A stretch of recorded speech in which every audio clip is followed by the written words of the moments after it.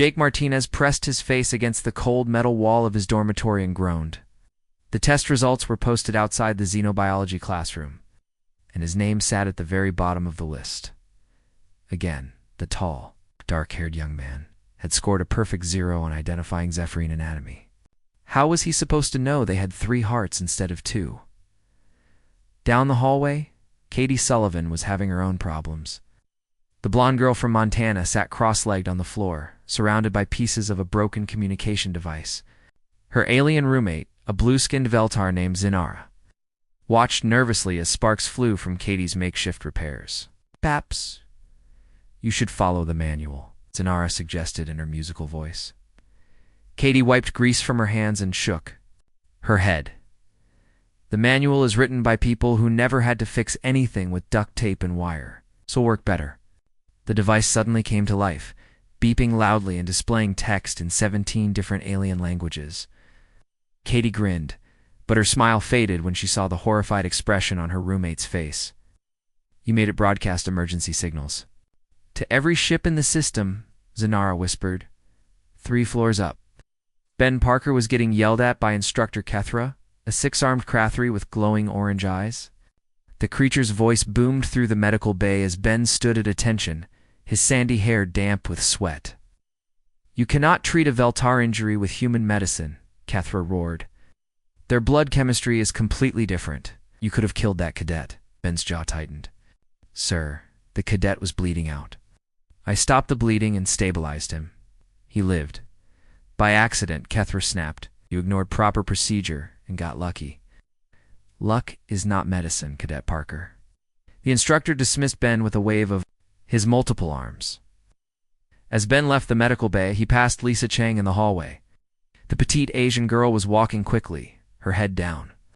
Trying to avoid eye contact with anyone, Lisa had just come from her diplomatic studies class, where she had accidentally started a minor interspecies incident.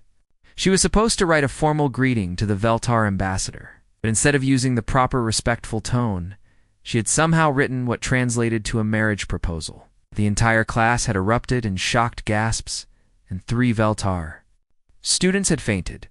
The communication specialist hurried toward the flight deck, where she knew she would find the last member of their group. Ryan O'Connor was probably in trouble again for his flying. She found him exactly where she expected. Ryan sat on a bench outside the flight instructor's office, his red hair messy and his uniform wrinkled. The freckled pilot looked up when Lisa approached. "Let me guess," she said, sitting down beside him. "You flew too fast again?" Ryan snorted. "I flew the way humans are supposed to fly. It's not my fault these aliens get scared when you push a ship to its limits." Through the office window, they could see Instructor Valak speaking rapidly to someone on a communication screen. The tall, elegant Veltar was clearly upset. His normally calm demeanor cracked. "I heard you made a Zephyrian instructor throw up," Lisa said. "That was an accident," Ryan protested. "How was I supposed to know their inner ears are that sensitive?" "I was just doing a basic combat role." Lisa shook her head. "You do realize that what humans call a basic combat role involves forces that would crush most alien species?" Before Ryan could respond, Jake appeared around the corner, followed by Katie and Ben. The 5 humans had been drawn together over the past months, united by their shared status as the Academy's biggest failures. "Emergency meeting," Jake announced. "I just heard something from the instructors." They found an empty classroom and gathered around a table designed for much larger alien students. Katie immediately started fiddling with the room's display system while the others waited. "I was walking past the faculty lounge," Jake began, "and I heard Instructor Kethra talking to Commander Velanok about the final exercise. The final exercise was the Academy's ultimate test. It would determine whether cadets graduated or were sent home in disgrace. For the human students, who had struggled with every aspect of their training, it represented their last chance to prove themselves." "What did you hear?" Ben asked. Jake's expression was grim. "They're putting us together in one squad. All 5 of us, on the oldest, slowest ship in the fleet." Katie looked up from the display she was repairing. "That doesn't sound good. It gets worse," Jake continued. The exercise is based on the Battle of Zarian Prime, the scenario where the Galactic Alliance lost 60% of their fleet. Lisa felt her stomach drop. Every military student knew about Zarian Prime. It was taught as an example of how to lose gracefully when facing impossible odds. The lesson was about knowing when to retreat and minimize casualties. So they expect us to fail, Ryan said matter-of-factly. They expect us to fail spectacularly, Jake corrected. We're supposed to be the example of what happens when you don't. Follow proper military doctrine. Ben leaned back in his chair. Because we're the troublemakers who don't fit in. Because we're human, Katie said quietly. She had finally gotten the display working, and now it showed a holographic image of their solar system. Look at this. The others gathered around as Katie manipulated the display, zooming in on Earth. The planet appeared as a swirling blue and green marble, beautiful, but marked with warning symbols. This is how the Galactic database classifies our homeworld, Katie explained. Class 12 Deathworld, extreme gravity, violent weather, dangerous wildlife, toxic atmosphere in some regions. The warning label says, approach with extreme caution. Ryan laughed. Toxic atmosphere. They'd obviously never been to New Jersey. This is serious, Lisa said. They think we're dangerous because we come from a dangerous world. Jake studied the display. Oh. Maybe that's not such a bad thing. Jake had always been the most tactical-minded of the group, the one who saw patterns others missed. Think about it, he continued. Every species in this academy evolved on safe, comfortable worlds. They've never had to deal with the kinds of problems we handle every day back home. Katie nodded slowly. The Veltar homeworld has perfect weather. Year-round, no storms, no natural disasters. The Zephyrians evolved on a planet with low gravity and no predators, Ben added. Their medical training focuses on treating accidents, not trauma. And the Krathri value honor above everything else, Lisa said. They fight fair, even when it's stupid to fight fair. Ryan grinned. While we learned to fight dirty because everything on Earth was trying to kill us. Jake felt something stirring in his chest. It wasn't hope exactly, but it was close. What if the reason we keep failing isn't because we're bad soldiers? What if it's because we're different kinds of soldiers? The 5 humans looked at each other, each seeing the same realization in the other's eyes. They had spent months trying to fit into alien military doctrine, trying to think like species that had never faced real danger. The final exercise is tomorrow, Jake said. We have one night to figure out how to be human soldiers instead of failed alien soldiers. Katie cracked her knuckles. I can work with that. Ben nodded. I'm tired of trying to treat alien injuries like human injuries. Maybe it's time to treat human problems like human problems. Lisa stood up. Maybe it's time to stop being polite and start being effective. Ryan was already heading for the door. I need to look at our ship. If we're going to do this the human way, I want to know exactly what we're working with. As the group split up to prepare, none of them noticed the small recording device hidden in the classroom's ventilation system. It's in the faculty lounge. Instructor. Kethra listened to their conversation with growing concern. The humans were planning something, given their track record of turning simple situations into chaos that could only mean trouble for everyone involved. The main assembly hall buzzed with nervous energy as cadets from 12 different species filled the massive amphitheater. Jake sat with his 4 human squad mates in the back row, watching as Commander Velenok took the stage. The tall Veltar S. Blue skin seemed to glow under the bright lights as he began the briefing. Cadets, today you face your final examination, the commander announced, his voice carrying easily through the hall. This exercise will test everything you have learned about military tactics, teamwork, and sacrifice. On the massive screen behind him, a star map appeared, showing the Zarian system. Red markers indicated enemy positions, while blue dots showed the defending Galactic Alliance fleet. You will recreate the Battle of Zarian Prime, Velenok continued. One of our most difficult defeats in recorded history. The enemy fleets outnumbered our forces 3-1. They had superior technology and held strategic positions around the planet.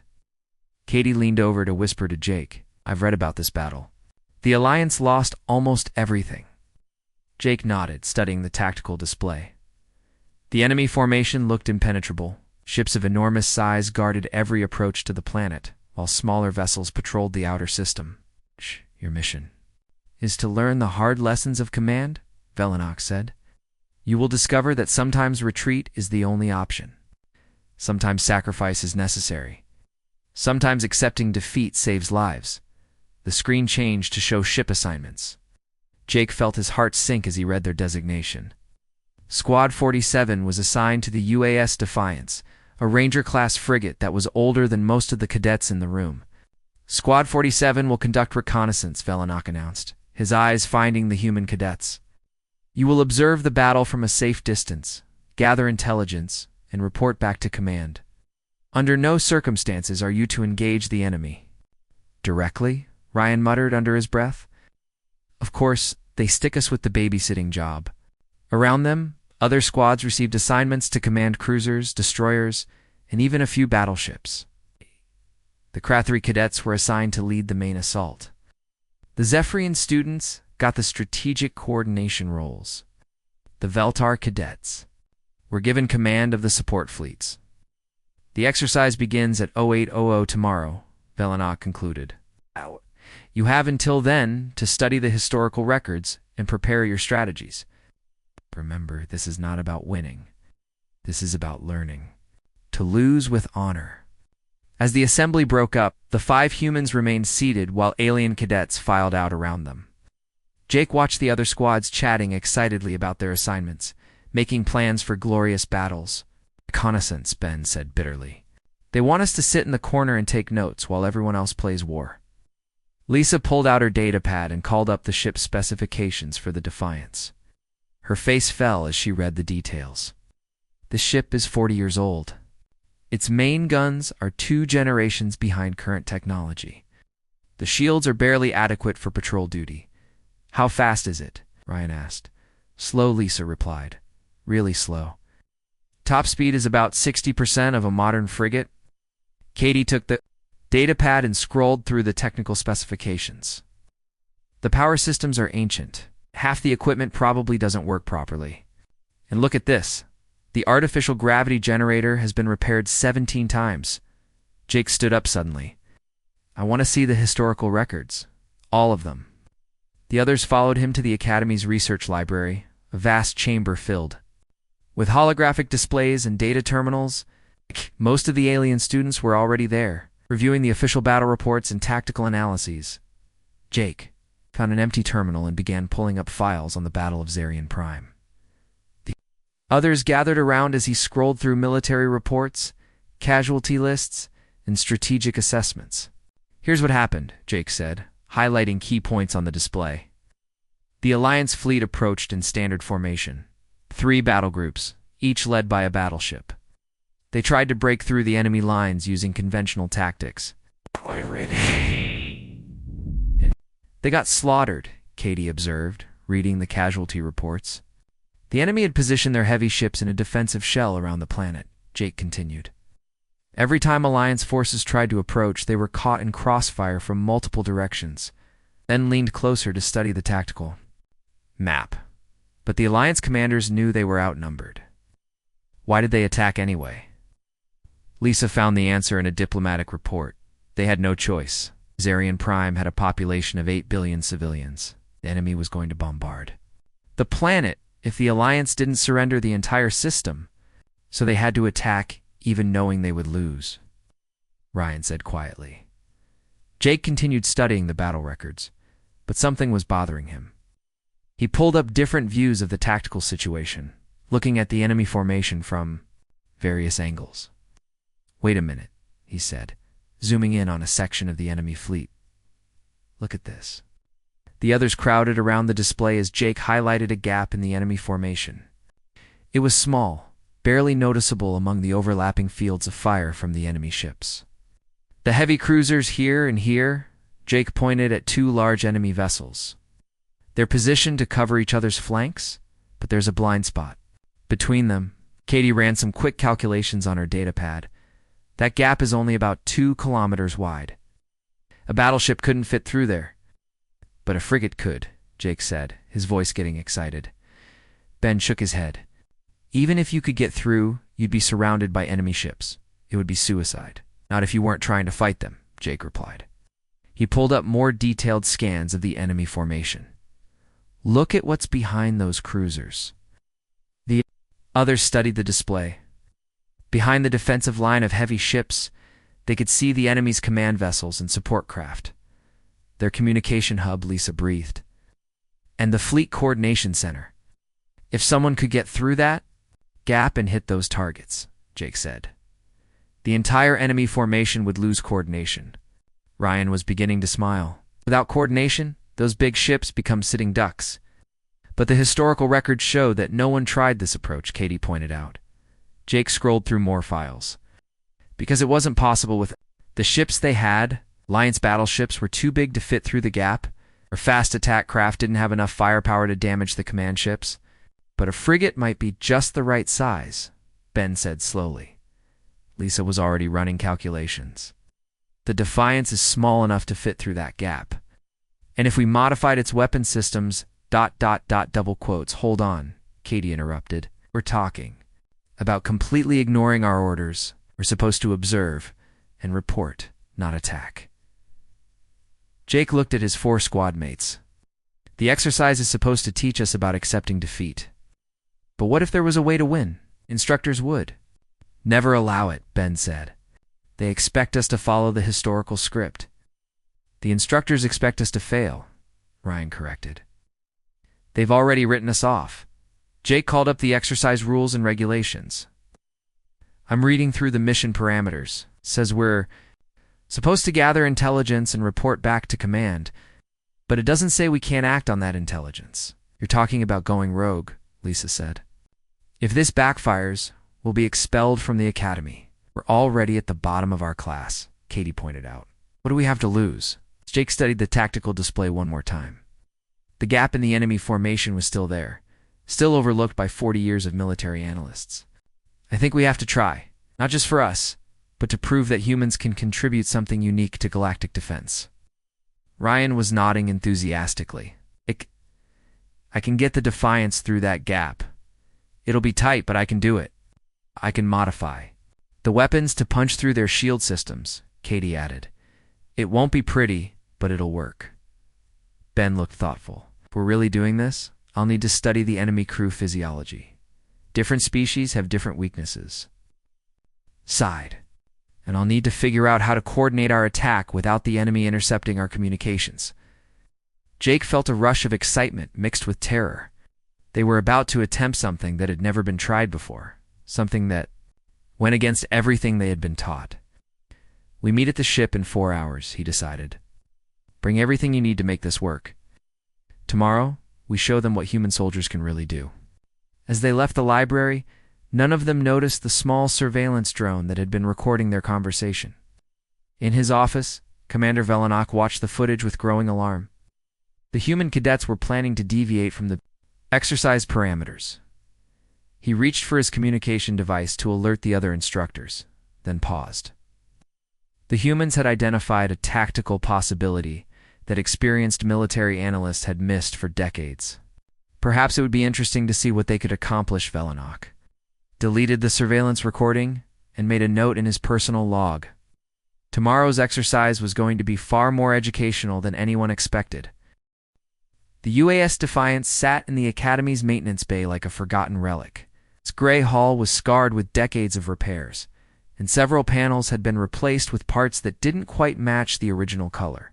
Katie ran her hands along the ship's outer plating and shook her head.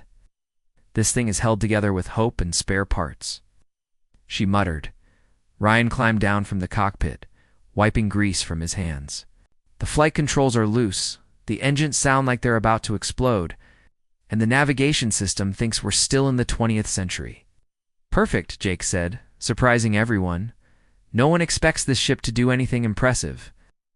5 humans had spent the last 3 hours going over every system on the Defiance. What they found was both worse and better than expected. The ship was old, slow, and unreliable, but it was also simple, with systems that could be modified in ways that newer ships couldn't handle. Katie had her toolkit spread across the engine room floor. I can reroute power from the life support systems to the weapons array. We'll have about 10 minutes of enhanced firepower before the air gets too thin to breathe. 10 minutes should be enough, Jake said. Studying the tactical display on his datapad, Ben looked up from the medical station, where he was reviewing alien physiology charts. I've been analyzing the enemy crew compositions the Zephyrians have. A weakness in their inner ear that makes them vulnerable to sonic attacks. The Veltar have sensitive nervous systems that overload under stress. And the Krethri have a blind spot in their peripheral vision. How does that help us? Lisa asked. If we can create the right kind of interference, we can disable their crews without destroying their ships, Ben explained. Most species can't handle the kind of stress that humans consider normal. Lisa was working at the communication station, her fingers flying over the controls. I figured out how to piggyback our signals on the enemy's own communication network. They'll never see our messages coming because they'll think the signals are their own. Ryan finished his inspection of the piloting systems. The good news is that this ship can handle maneuvers that would tear apart a modern vessel. The bad news is that those same maneuvers might tear us apart too. Jake gathered his team around the central table. Here's the plan. We'll wait until the main battle starts and everyone is focused on the big ships. Then we use the confusion to slip through the gap in their formation. Katie pulled up a technical schematic of the enemy command ship. Once we're through, I'll need about 30 seconds to reconfigure our weapons for maximum impact. The command. Ship's shields are designed to stop battleship weapons, not concentrated frigate fire. I'll handle the jamming, Lisa said. Once we hit their communication hub, the entire enemy fleet will lose coordination, Ben added, and I'll monitor the enemy crew's stress levels. If we time our attack right, half their ships will have crews, too disoriented to fight back. Ryan cracked his knuckles. And I'll get us out of there before they figure out what happened. Jake felt a mix of excitement and terror. They were about to attempt something that went against every rule they had been taught. But for the first time since arriving at the academy, he felt like they were playing to their strengths instead of trying to overcome their weaknesses. There's something else, Katie said, pulling up another schematic. I've been thinking about why this gap in their formation exists. It's not an accident. It's a trap. The others leaned closer to look at her analysis. Katie had highlighted several ships positioned around the gap that weren't visible in the standard tactical display. Stealth ships, she explained. They're waiting for someone to try exactly what we're planning. The moment we enter that gap, they'll decloak and destroy us. Ryan frowned. So how do we get past them? Katie grinned. We don't. We use them. She pulled up another display showing the power signatures of the hidden ships. Stealth systems require enormous amounts of energy. If we can overload their power grid, they'll be forced to decloak right in the middle of their own formation. Do we overload their power grid? Ben asked. By giving them too much to hide from, Katie replied. She began sketching on the display, showing how they could modify the Defiance's sensor array. If we boost our active scanners to maximum power and sweep the entire area, their stealth systems will burn out trying to mask our readings. Lisa caught on immediately. When they decloak, they'll be sitting right in the middle of their own defensive formation. The other enemy ships won't be able to fire at us without hitting their own stealth vessels. Jake stared at the plan. Taking shape on the display, it was insane, complicated, and relied on at least 6 things going exactly right. It was also brilliant. How long do we have to make these modifications? He asked. Katie checked her chronometer. For hours until the exercise begins. I can have the power rerouting done in 2 hours. The sensor modifications will take another hour. That leaves us 1 hour to test everything. I'll help with the power systems, Ryan offered. I know engines. And I'll work on the communication modifications, Lisa added. We need to make sure we can coordinate all of this. Ben gathered up his medical supplies. I'll prepare countermeasures for the stress effects we'll be experiencing. Human physiology can handle more punishment than alien systems, but we still have limits. As the team split up to work on their modifications, none of them noticed the subtle changes happening in the observation deck above the maintenance bay. Instructor Kethra watched through the transparent aluminum windows as the humans tore apart their ship's systems and rebuilt them in ways Made no sense, according to standard engineering principles. They're going to get themselves killed, muttered Instructor Valak, the Veltar flight instructor. Perhaps, Kethra replied. Or perhaps they're about to teach us something we didn't know we needed to learn. Down in the maintenance bay, Katie was elbow-deep in the Defiance's power core, rerouting circuits with a combination of standard tools and improvised solutions that would have horrified a proper engineer. She connected systems that were never meant to work together, bypassed safety protocols that existed for good reasons, and generally turned the ship's power grid into something that resembled a controlled explosion more than a reliable energy source. "This is either going to work perfectly or blow us all to pieces," she announced cheerfully. Ryan was having similar thoughts as he modified the engine systems. The Defiance's old fusion reactors were designed for steady, reliable power output. What he was doing to them would make them produce 3 times their normal energy for a short period, at the cost of probably destroying themselves in the process. "We get one shot at this," he told Jake. "After that, we'll be flying on backup power and good intentions." Lisa's modifications to the communication system were more subtle, but equally dangerous. She was essentially turning their radio into a weapon, capable of broadcasting signals so powerful they could overload alien communication networks. The side effect was that using it would probably burn out their own systems as well. "I hope nobody needs to call for help after we do this," she said, sealing the last connection.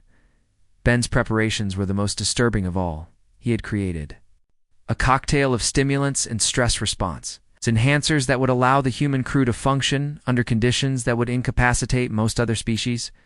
The problem was that the effects would wear off all at once, leaving them unconscious for hours.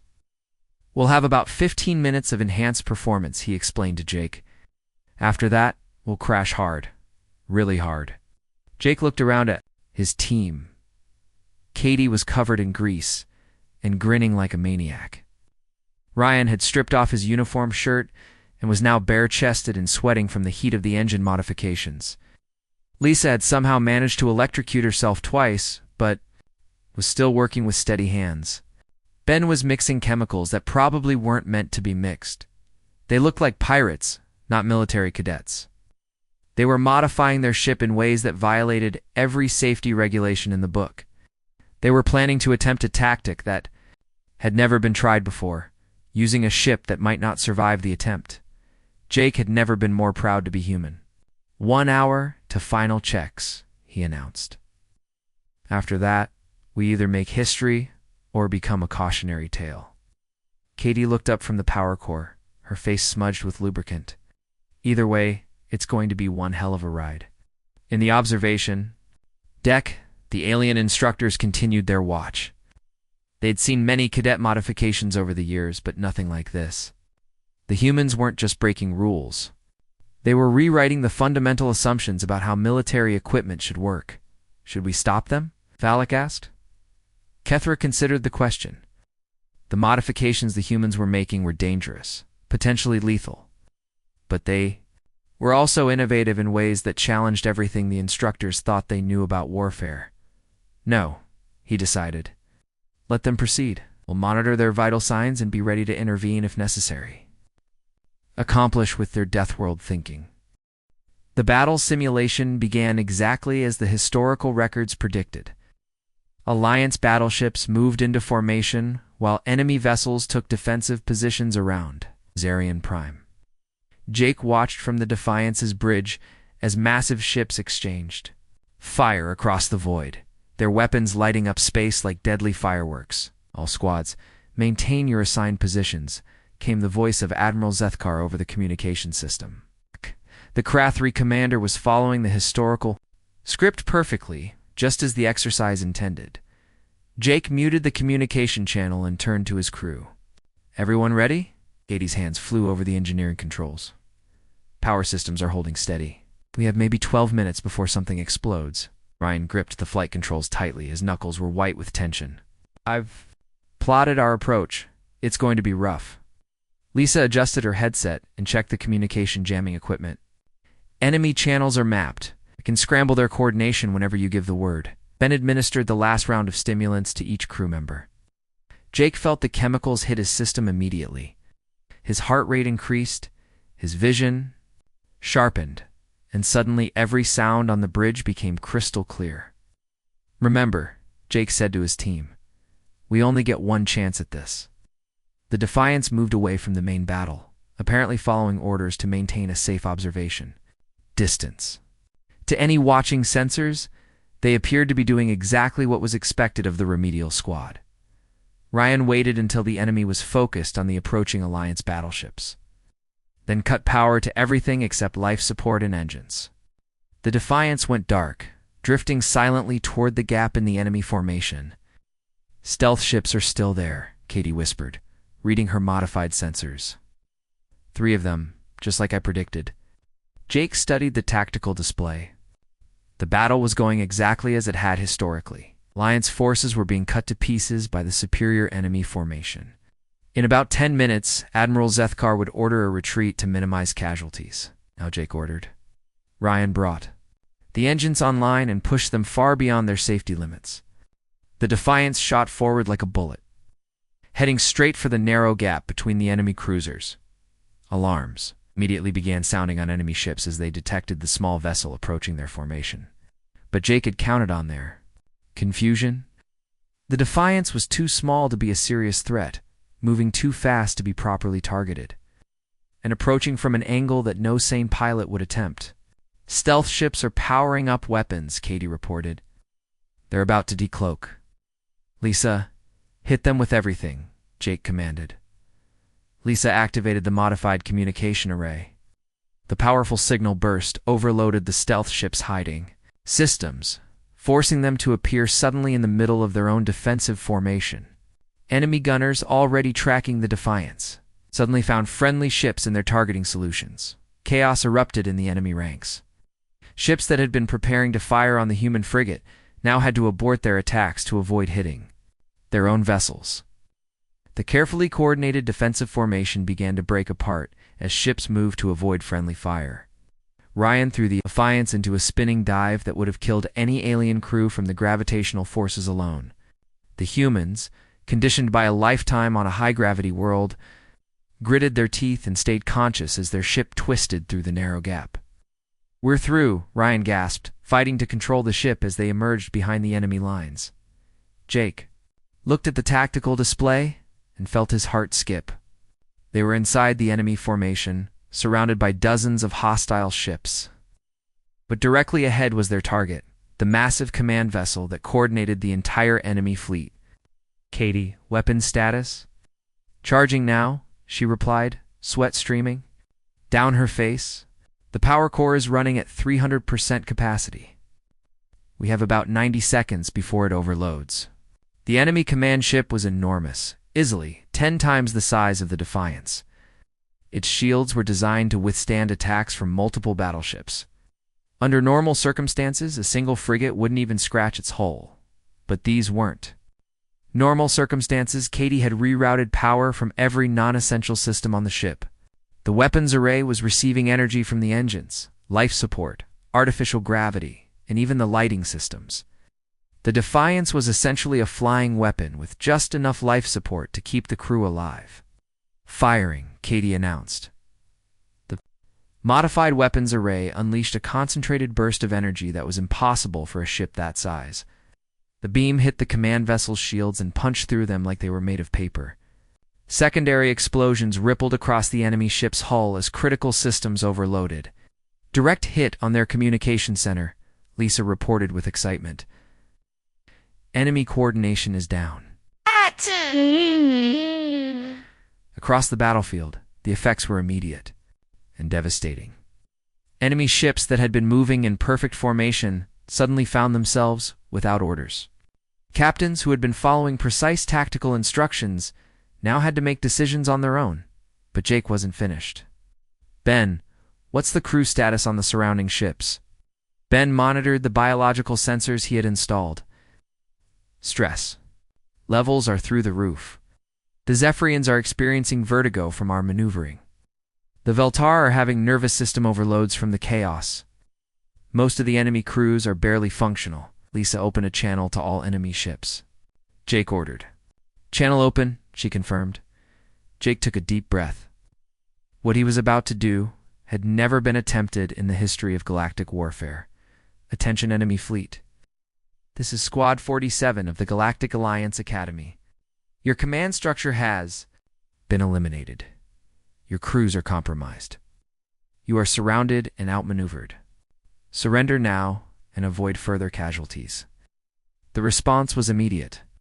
On every screen around the battlefield, enemy ship captains appeared with expressions of shock and confusion. They had just watched a single frigate penetrate their defenses, destroy their command ship, and position itself to attack their support vessels. The first to respond was a Krathri captain, whose ship had been guarding the outer perimeter. How is this possible? You are one small ship against our entire fleet. Your fleet is designed to fight honorable battles against comparable forces, Jake replied. We're from a world where nothing fights fair. Surrender, or we demonstrate more human tactics. Katie looked at her instruments and paled. Jake, the power core is about to explode. We have maybe 30 seconds. But surrender messages were already flooding the communication channels. Enemy captains, trained to recognize when they had been outmaneuvered, began standing down their weapons and requesting terms. In the Academy's observation center, absolute silence had fallen. Instructors from a dozen different species watched their displays in shock as enemy ships across the battlefield began powering down their weapons and broadcasting surrender signals. Commander Velinox stared at the tactical display showing the Defiance sitting in the middle of the enemy formation like a tiny predator surrounded by much larger prey. This is impossible, he whispered. Apparently not, replied Instructor Kethra. The Krathri's voice held a note of respect that hadn't been there before. The humans have just accomplished what our best military minds considered impossible. For 40 years, back on the Defiance, alarms were screaming as the overloaded power core approached critical failure. Katie was frantically trying to shut down systems and vent excess energy, but they had pushed the ship far beyond its limits. All enemy ships have surrendered, Lisa reported, her voice filled with disbelief. The simulation computer is registering a complete victory for Alliance forces. Jake slumped in his command chair as the stimulants Ben had given them began to wear off. The enhanced clarity was fading, replaced by exhaustion and the realization of what they had just accomplished. Ryan, get us back to the Academy, he managed. To say before this ship falls apart completely. Ryan nodded weakly and began the journey back to the station. Behind them, the enemy fleet sat motionless in space, their crews still trying to understand how they had been defeated by 5 humans in an obsolete frigate in the Academy's communication center. Messages were pouring in from across the galaxy. Military commanders, tactical analysts, and government officials were all demanding to know how the Battle of Zarian Prime. Simulation had ended in complete victory instead of the expected defeat. Admiral Zethkar, still commanding the Alliance. Battleships in the simulation sent a direct message to the Defiance. Squad 47, please explain your tactical assessment of the enemy formation. Jake looked at his exhausted crew. Katie was unconscious at her station, having pushed herself beyond her limits to keep the ship functioning. Ryan was barely conscious, his hands still gripping the flight controls. Lisa had passed out over her communication console. Ben was injecting all of them with recovery medications. Admiral Jake replied slowly, "We saw a problem that needed solving, so we solved it." Response came back immediately. "And how did you determine that the enemy formation could be defeated?" Jake thought about how to explain their success. How could he tell a career military officer that they had won because they refused to accept that winning was impossible? How could he describe the human tendency to find unconventional solutions to conventional problems? Jake woke up in the Academy Medical Center with the worst headache of his life. The bright lights made his eyes water and every sound felt like someone was hitting his skull with a hammer. He tried to sit up, but immediately regretted it as the room spun around him. "Stay down," came a familiar voice. Ben was sitting in the bed next to him, looking just as miserable. "The recovery medications are still working through our systems." Jake looked around the medical bay and saw Katie, Lisa, and Ryan in nearby beds. All of them looked like they had been hit by a transport ship. Katie was awake, but staring at the ceiling with unfocused eyes. Lisa was sitting up slowly, holding her head in her hands. Ryan appeared to be unconscious. "Been here?" Jake asked. 18 hours, Ben replied. "The stimulants I gave us basically put our bodies through a week of stress in 15 minutes. We're lucky to be alive." A door slid open, and Instructor Kethra entered the medical bay. The large Krathri looked different somehow, as usual stern. Expression had been replaced by something that might have been respect. "Cadets," he said, his voice gentler than Jake had ever heard it. "How are you feeling?" "Like we got stepped on by a battlecruiser," Katie mumbled from her bed. Kethra actually smiled at that. "I imagine so. What you did to your bodies was almost as impressive as what you did to the enemy fleet." Jake tried to focus on the instructor's words. "Did we pass the exercise?" "Pass," Kethra repeated. "Cadet Martinez, you didn't just pass. You broke the exercise so completely that we had to rewrite the simulation parameters." The 5 humans looked at each other in confusion. Lisa spoke up first. "What do you mean, broke it?" Kethra pulled up a holographic display showing the tactical situation from the battle. "The simulation computer has run the Battle of Zarian Prime scenario 847 times over the past 40 years. The best result was a loss with 60% casualties. The worst result was total annihilation." He highlighted their approach vector and the moment they penetrated the enemy formation. "Your attack was so far outside normal tactical doctrine that the computer didn't know how to respond. It had to create new algorithms just to process what you had done." Ryan opened his eyes and groaned. "Are we in trouble?" That said a new voice. "Is a very good question." Commander Velenak entered the medical bay, followed by Admiral Zethkar and several other high-ranking officers. They tried to sit up at attention, but the commander waved him back down. "Relax, cadets. You've been through enough." Velenak studied the 5 humans with an expression Jake couldn't read. "We need to discuss what happened yesterday." Admiral Zethkar stepped forward.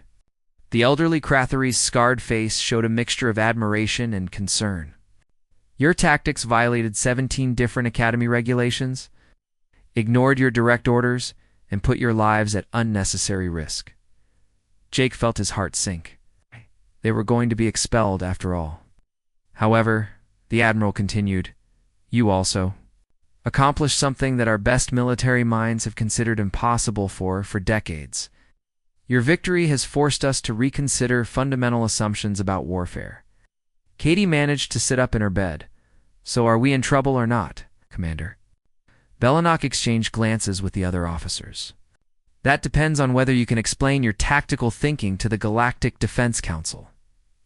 "The Defense Council?" Lisa asked weakly. "They've called an emergency session," Admiral Zethkar explained. "Military leaders from across the galaxy want to understand how 5 cadets in an obsolete frigate managed to defeat a superior force. Your battle is being studied by every major military academy in known space." Ben looked confused. "But it was just a training exercise." "Not anymore," Velenak replied. "Your tactics have been analyzed by military computers on 17 different worlds. The consensus is that you've discovered a new form of warfare." Jake tried to process this information. "You just saw a problem and found a solution. It wasn't anything special." "That," said Admiral Zethkar, "is exactly what makes it special. You approached an impossible situation as if it was merely difficult." The door opened again, and Dr. Yolanara, the Academy's chief medical officer, entered. The Veltar physician looked at the human cadets with professional concern. "I need to ask you some questions about your physiology," she said, pulling up medical charts. "The stress levels you endured during the battle should have killed you. Your heart rates, blood pressure, and neural activity all spiked to levels that would be fatal for any other known species." Ben answered for the group. "Humans evolved on a high-stress world.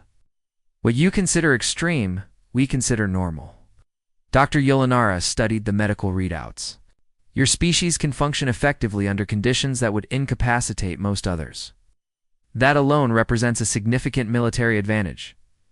Admiral Zethkar nodded. "Which brings us to our proposal. The Defense Council wants to establish a new training program based on human tactical doctrine. We want you 5 to help design it." Jake looked at his teammates. They all appeared as shocked as he felt. "You want us to teach other species how to fight like humans?" "We want you to teach them how to think like humans," Commander Velenak corrected. Your greatest advantage wasn't your tactics or your modifications to the ship. It was your refusal to accept defeat as inevitable. Katie laughed weakly. You want to teach aliens to be stubborn? We want to teach them to be creative, Admiral, Zethkar replied. Every species in the galaxy has developed military doctrine based on their own evolutionary history. The Krathri fight with honor because we evolved from pack hunters. The Veltar prefer elegant solutions because they come from a harmonious world. The Zephyrians rely on logic because their homeworld required precise thinking to survive. But humans, Velenok continued, evolved on a world that was actively trying to kill them. You learn to survive by adapting, improvising, and refusing to give up. Those aren't just useful military skills. They're revolutionary. Ryan sat up slowly, ignoring his headache. What exactly are you asking us to do? Help us create a new branch of military training, Admiral Zethkar explained. Other species will study on Earth, learning to think like Deathworlders. In return, we want human instructors at every major military academy.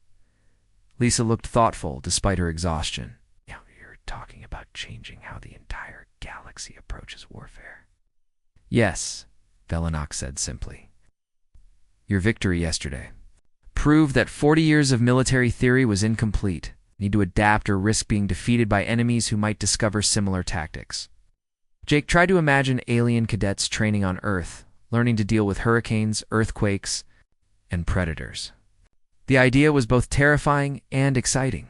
There's something else, Admiral Zethkar added. We've received reports that several hostile factions have already begun analyzing your battle tactics. If they learn to fight like humans before we do, we could face a significant threat. Ben nodded slowly. So you need us to help repair defenses against our own tactics, and to develop new ones? Commander Velenok said. Human creativity appears to be unlimited. Every time we think we understand your capabilities, you surprise us again. Jake looked at his 4 teammates. Katie was grinning despite her obvious pain. Ryan looked excited at the prospect of teaching alien pilots. Lisa seemed intrigued by the communication challenges. Ben was already thinking about the medical implications of training different species. When do we start? Jake asked. Admiral Zethkar smiled. As soon as you can stand without falling over. The first class of alien cadets is scheduled to arrive on Earth in 6 months. We need the training programs ready by then. Dr. Yelenara checked her medical scanner. They should be fully recovered in another day or 2. Though I recommend avoiding any more stimulant cocktails, Ben laughed. I think we can manage that. As the officers left the medical bay, Jake lay back down and tried to process everything that had happened. 3 days ago, they had been the Academy's biggest failures. They were being asked to revolutionize galactic military training. Katie said from her bed. Do you realize what this means? Is that we're never going to have normal careers? Is that we just proved humans belong? In space, she replied, not as junior partners or curiosities, but as equals. Maybe even as leaders. Jake thought about that as he drifted back to sleep. For the first time since leaving Earth, he felt like humanity had found its place among the stars, not by trying to be like other species, but by being uniquely stubbornly, possibly human. 6 months later, the first class of alien cadets arrived at the newly established Earth Defense Training Center. They came expecting to learn human military tactics. Instead, they learned something far more valuable: how to refuse to accept the impossible. The humans had kept their promise. They showed the galaxy what Deathworlders could accomplish when they stopped trying to fit in and started being themselves.